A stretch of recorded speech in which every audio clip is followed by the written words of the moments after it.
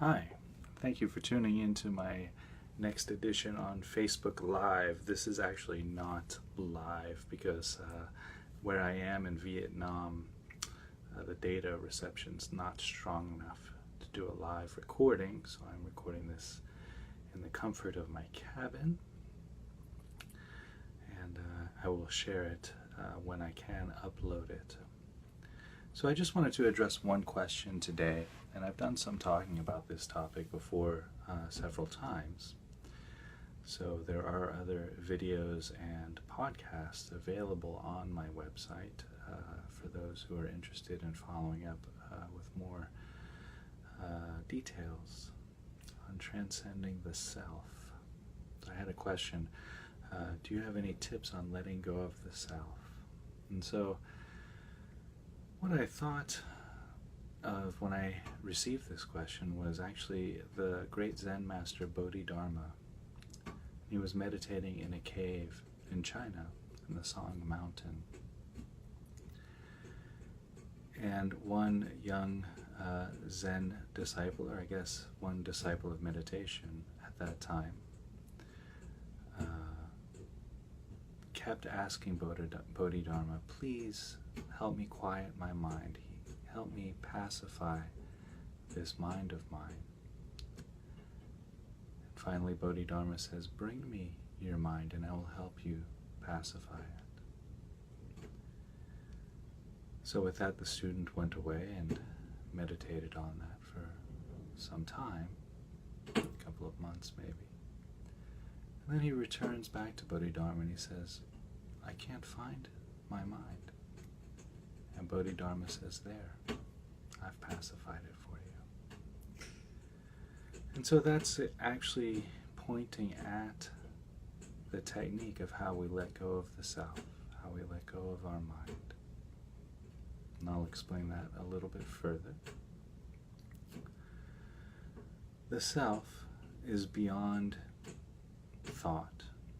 It's the one who's experiencing the thought. The self is beyond any concepts or ideas or beliefs. It's the one who experiences the concepts and beliefs.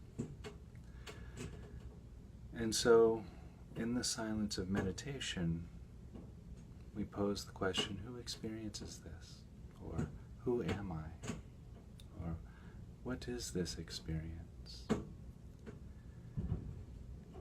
And so we pose that question, and then what happens is the mind turns inward. And these are just pointers. I'm just using the language that I've been given to help describe what happens. But language is limited at this point because it's language can't quite get at the experience. At any rate, it might feel as if we're turning our awareness inward. And we look at who's having this experience. We look at who am I. And what arises is just more experience. It's just more I. And even if it arises in non-verbal ways, it's another sensation. Well, who's having that sensation? It's another definition. Well, who's experiencing that definition? It's another concept. Well, who's experiencing those concepts?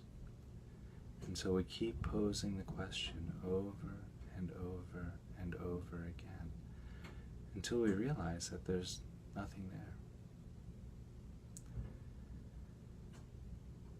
And so these are the teachings that the Buddha left on non-self.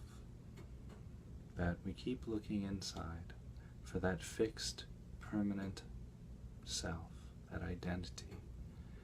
And we recognize that there's nothing we can point to and say, that's me. That's Chris, that's the teacher, that's the painter, the poet, the musician, the writer, the artist, the brother, the lover. Whatever it is that we define ourselves to be, that's not really there. Those are just concepts. Those are just structures that arise and pass, and if we buy into them, we suffer when they pass.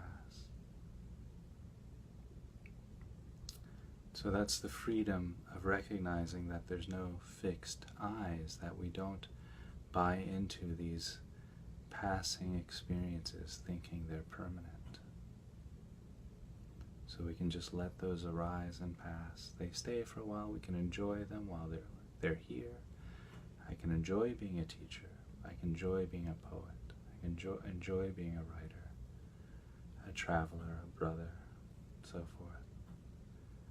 But when those roles pass, that's okay.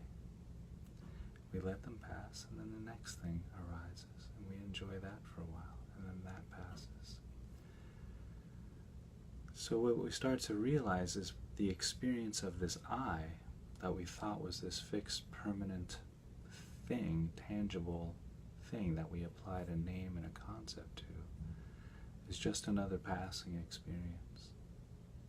It's just another verb, just like the painter, the poet, the teacher, and so forth. This experience of being I is also passing, and that too will eventually fade into the night.